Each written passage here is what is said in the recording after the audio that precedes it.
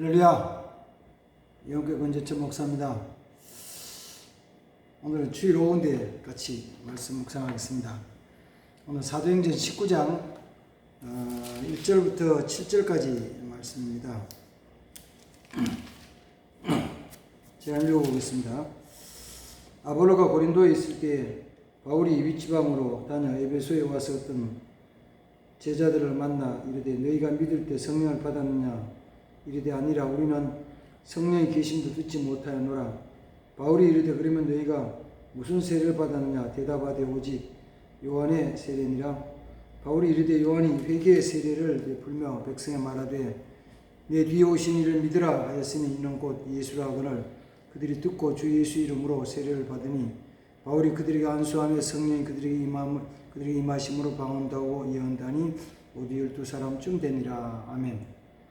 오늘 2022년 성령 강림 주일입니다. 성령이 2000년 전 오순절에 이 땅에 임하신 것에 기념하는 주일이었죠. 성령 강림에 대한 것은 예수님이 떠나시기 전에 다락방 광화에서도 예수님이 이 세상을 떠나 아버지께 돌아가실 것을 아시고 제자들을 가르칠 때도 그런 말씀을 하셨습니다. 내가 이제 아버지께로 가는데 너희가 그로 통해 잠깐 근심하지만 내가 가면은 보혜사를 너에게 보내줄 것이다. 보혜사가 내가 가지 않으면 보혜사 오지 않을 것이고 내가 가면 오는데 내가 가는 것이 너에게 유익하다. 보혜사가 오시는 더 유익하다고 예수님이 말씀을 하셨습니다.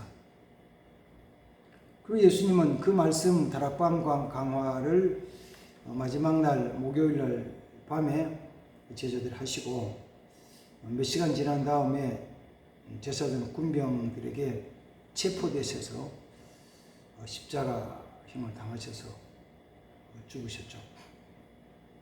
그리고 3일 만에 부활하셨고 부활하신 예수님이 제자를 만나실 때도 두 가지를 말씀하셨죠. 첫 번째는 너희 평안하라. 두려워 떠니까 두려워서 벌벌 떠는 제자들 향해서 평안하라. 평안이 너희 있을지어다 이렇게 말씀하시고 주신 것이 또 성령을 받으라. 성령 받으라. 제자는 그때까지 성령에 대한 건 잘 몰랐습니다. 그리고 40일 지난 다음에 하늘 승천하시기 전에 승천산에서 제자들이 하신 말씀도 너희가 몇 날이 못해 성령의 세례를 받을 것인데 이 아버지 약속하신 것을 기다리라. 그러면은 성령이 임할 것이다. 또 예수님이 하늘로 올라가실 때 천사들이 제자들이 한 말이 오직 성령이 너희에게 임하시면 너희가 권능을 받고 예루살렘과 온 유대와 사마리아 땅 끝까지 이르러 증인이 되리라고 말씀하셨습니다. 그리고 열흘 뒤에 약속하신 대로 오순절에 성령이 임하셨습니다. 성령이 임하실 때 예루살렘에도 많은 사람도 있었고 유대 나라도 많은 사람도 있었고 물론 이제 그 위에 유대 나라 위에도 사람들 많이 있었지만 하나님께서 약속하시고 예수님이 약속하신 대로 그 약속의 말씀을 듣고 그 말씀을 믿고 그 말씀을 붙잡고 기도했던 사람들이 그 사람들에게 성령 충만하게 임했습니다. 그래서 그로 통해 가지고 그들이 성령 충만함을 받고 그리고는 변했죠. 새로 됐죠. 새 사람이 됐어요. 마음에서부터 새로 됐고 영이 새로 됐죠. 하나님의 성령이 저들이 임함으로 말미암아 저들의 영이 새로운 사람들, 저들의 마음이 새롭게 되고 그리고 더 나아가서는 삶이 새로워졌죠.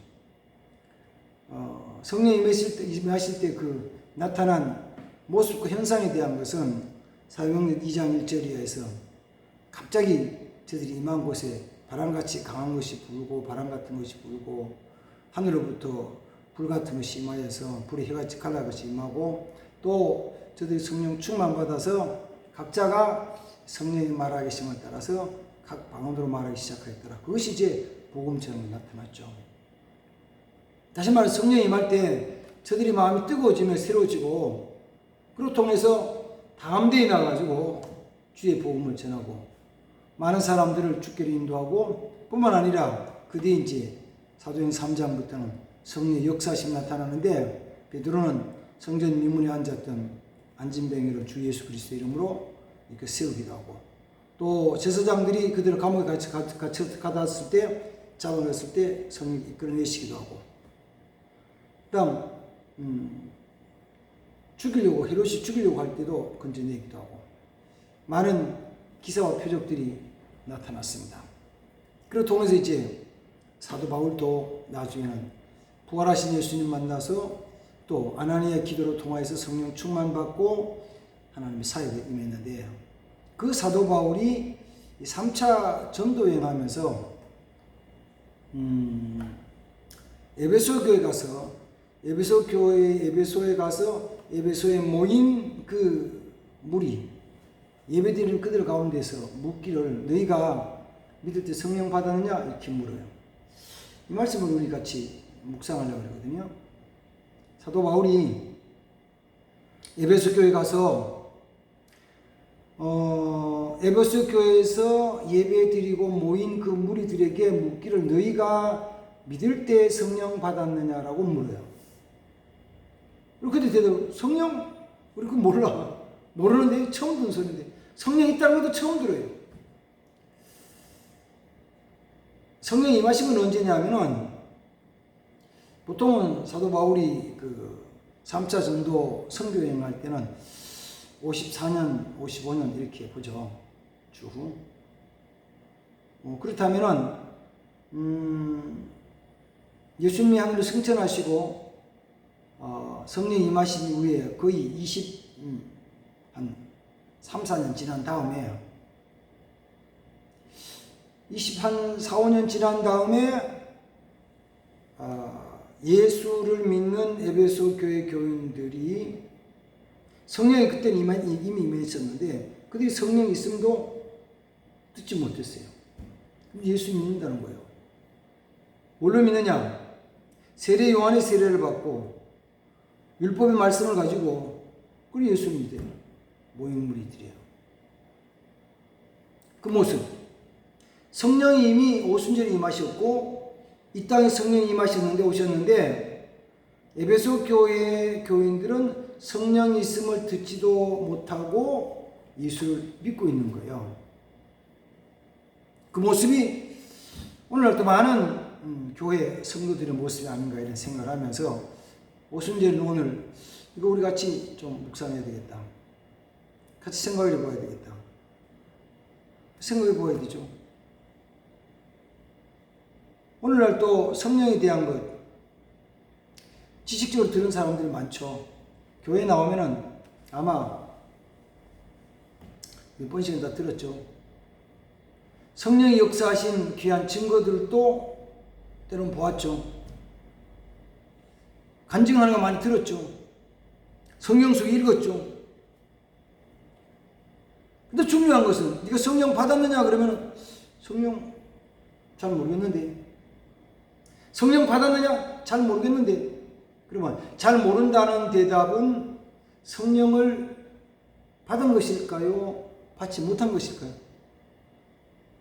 성령을 내가 받아서 내 속에 성령님이 계시면은 성령님 계신다는 것을 느낄까 못 느낄까? 알까 모를까? 그리고 내 안에 내가 성령이 내 속에 들어와 계신다면은 내 말과 행동과 삶 속에 성령의 역사하시는 것이 나타날까 나타나지 않을까? 예수님은 사람은 무엇인지 간에 자기 마음속에 있는 것이 바깥으로 나온다고 하셨거든요. 그건 맞잖아요. 내 속에 있는 무엇이 나오는 거예요. 어떤 방법이든지 입으로 먹은 것인지 눈으로 본 것인지 귀로 들은 것이든지 손으로 만진 것이든지 내가 경험한 것인지 간에 어떤 것인지 간에 내 속에 들어온 것이 바깥으로 나가는 거예요. 그렇다면 성령께서 우리 속에 들어와 계시면 내 안에 계신 성령님에 대한 것은 반드시 나타나게 되는 거예요.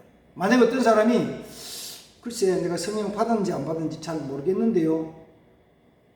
성령 받은지 안 받은지 잘 모르겠다고 하는 사람들은 아마 95% 이상은 성령 안 받은 거예요. 성령 안 계신 거예요.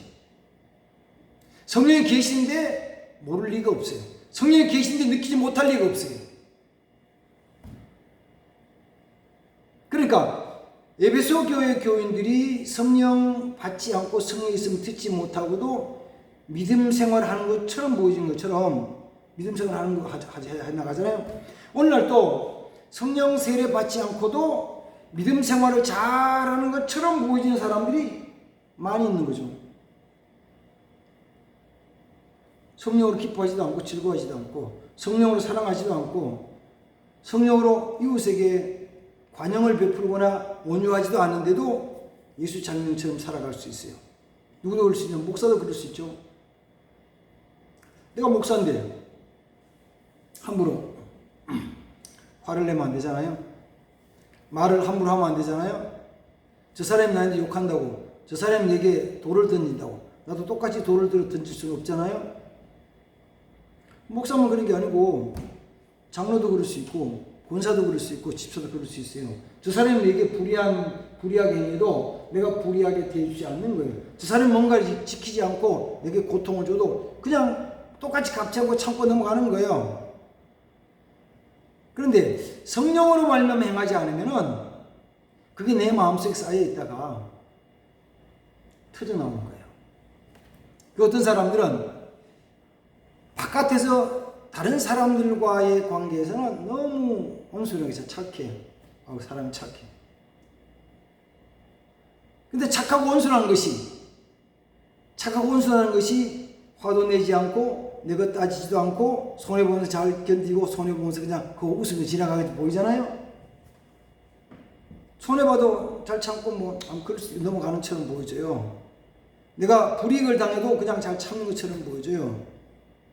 근데 그게 어느 순간 자기 집에 와가지고 가장 가까운 가족들에게 자기 속에 있던 것이 분노로 나타난다는 거죠.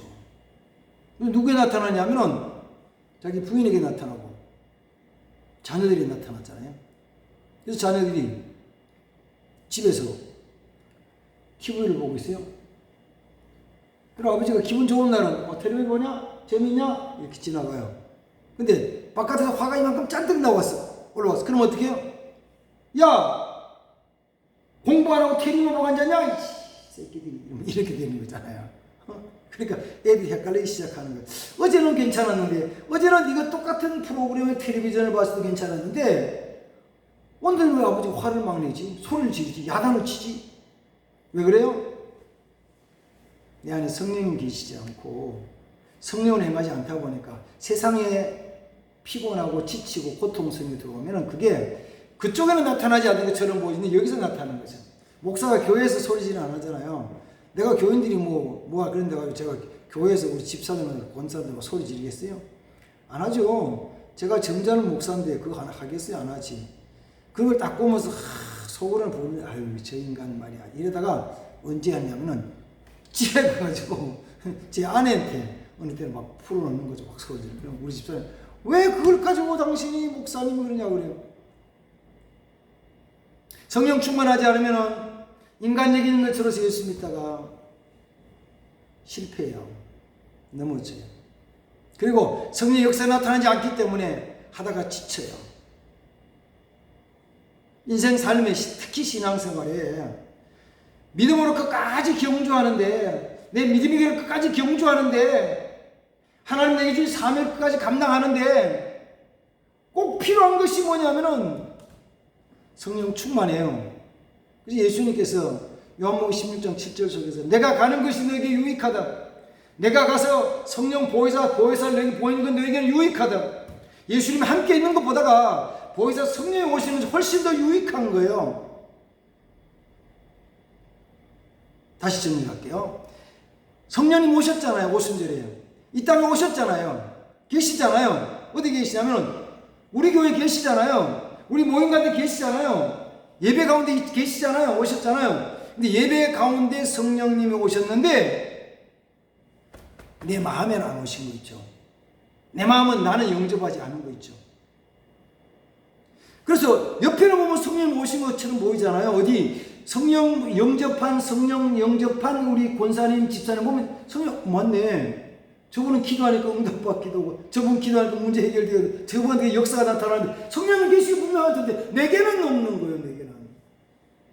내가 성령님을 영접하지 않았어요. 성령님 내게 오시지 않았어요.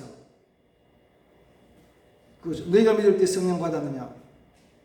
성령 받고 성령으로 예수님 믿어야죠. 성령으로 예수님 믿어야죠. 어떻게 할 거예요? 성령으로 예수님 믿으셔야죠. 성령으로. 성령으로 예수님 믿어야만 승리할 수 있죠. 적어도 하나님 믿고 적어도 믿음을 갖는 사람은 성령이 아니면 답이 없습니다. 성령을 하지 않으면 답이 없습니다라는 고백은 해야 되잖아요. 그리고 시에도 성령님 내게 오시옵소서. 아직도 나와 우리 하나님 사이에 죄악에 가로막힌 담이 있다면 성령님 불러 태우셔서 정결케 해주시고 깨끗게 해주시고 내가 정말 성령으로 살아갈 수 있게 해달라고 기도해야 될 거 아니에요. 그래서 성령 충만 받아야 될 거 아닙니까? 오늘 말씀 다시 배워봐요. 성령님이 이 땅에 오셨어요. 오순절 이 땅에 임하셨다니까. 예루살렘 교회부터 시작해 임하셨다니까. 제자들이 임하셨다니까요. 지금도 임하셨다니까요. 자 보세요. 내가 지금 예배드리는 이 예배당 공간 안에 성령이 임하셨다니까요. 중요한 것은 이제 내게 임하셨냐. 그러면 이제 성령이 임하신 것에 대한 걸 조금 말씀 같이 나누고 마치겠습니다. 성령이 어떻게 임하셨는데요? 오순절의 성령님은 구약에서 하나님이 요엘 선지자로 미리 말씀하셨고 예수님이 말씀하신 그 말씀을 제자들이 듣고 그 말씀을 믿고 믿음으로 기도할 때 오순절 성령님 그들에게 임하셨어요. 아까 말씀드린 것처럼 예루살렘에도 많은 사람이 있었고요. 예수님의 부활을 본 사람도 많고요. 그렇지만 오순절 성령 충만 받은 사람들은 그 말씀을 듣고 믿고 기도에 전혀 힘쓰면서 오순절까지 기다렸던 사람들이 성령 충만 받았어요.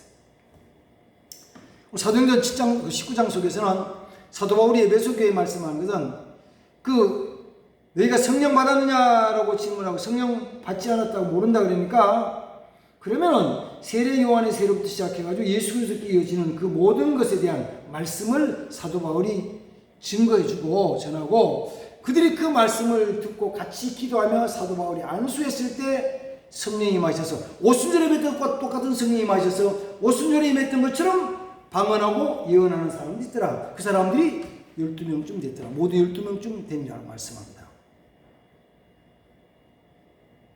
나왔죠 이제? 뭐요? 그 말씀을 듣고 그 말씀을 믿고 그 말씀을 믿은 말씀대로 붙잡고 힘써 기도하고 사도 바울이 안수하니까 성령이 임하셨어요. 그 일을 하시면 돼요. 성령 충만 받을 수 있습니다. 아멘. 하나님이 성령 내리실 때 오순절 성령 내리실 때와 에베소교회 성령 임하게 하실 때 그런 같은 패턴 같은 공식이에요. 하면 돼요. 그럼 우리 마음속에도 성령이 모셔요. 내게도 성령 모셔요. 성령 충만해질 수 있어요. 그래서 성령 충만함으로 승리할 수 있습니다. 승리해야만 합니다. 아멘. 승리해야만 하죠. 다른 게 반드시 승리해야죠. 성령 충만으로.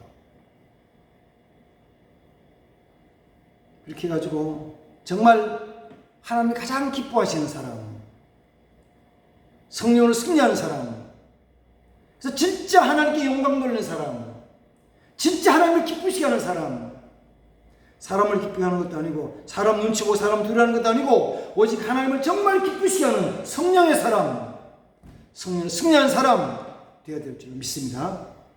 아멘. 이런 승리의 삶이 또 성령 충만한 삶이 이루어지기를 주의 이름으로 축복합니다. 아멘. 기도하겠습니다. 하나님 감사합니다. 2022년 오순절입니다. 오순절 강림절, 성령 강림절 하나님 기념주일입니다. 이 땅에 성령님이 오셨는데 어쩌면 내 앞에, 어쩌면 우리 모임 가운데 임하셨는데 내가 마음을 열고 내 마음에 성령님 모셔드리고 성령님과 동행하는 삶, 성령님께 순종하는 삶, 성령님을 사모하는 삶, 성령의 뜻에 따라서 살아가는 동행하는 삶이 되게 하옵소서. 그래서 성령의 역사하심이 내 삶 속에 나타나게 하옵소서. 예수님의 이름으로 기도하옵나이다. 아멘. 감사합니다.